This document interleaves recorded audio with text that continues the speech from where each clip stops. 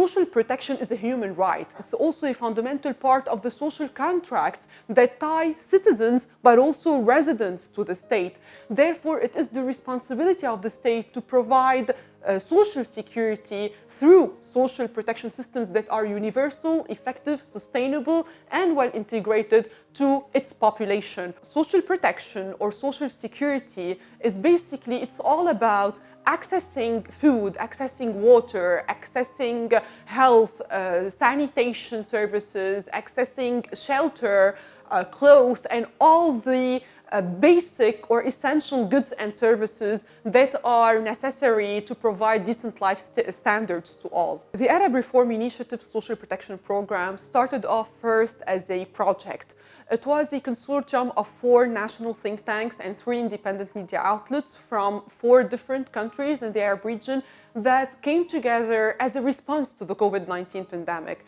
The goal of the project was initially to map, document, and analyze the state, non-state, and trans-state responses to the COVID-19 pandemic, and to analyze the socioeconomic impacts of these responses on the different social vulnerable groups, the vulnerable and the marginalized groups across the Arab region. And this is when we have decided to narrow our focus down, to focus on social protection systems in the Arab region per se, and to start examining how would it be possible to build universal social protection systems in the Arab region that are strong, that are effective, that are universal, sustainable, integrated, and viable, so that they leave no one behind, so that nobody is excluded. What is the political economy of social protection? What are the political red lines in the Arab region that are preventing universal social protection schemes from happening? The Arab region is full of political-economic problems, of governance problems such as clientelism, sectarianism, confessionalism, and consociationalism, among others.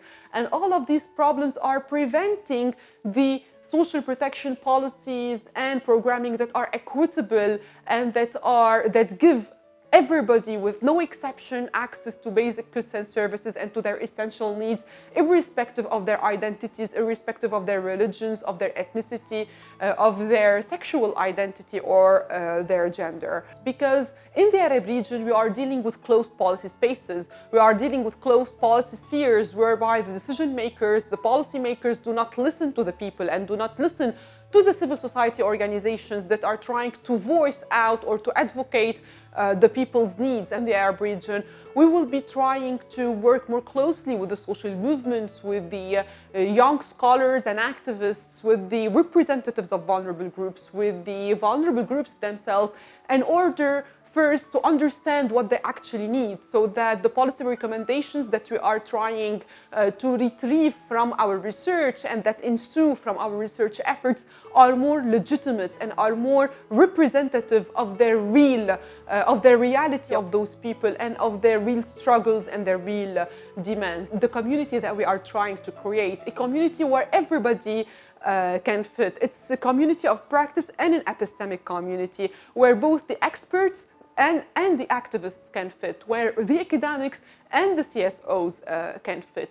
And as part of creating this community of practice, we have initiated the Arab Region Hub for Social Protection.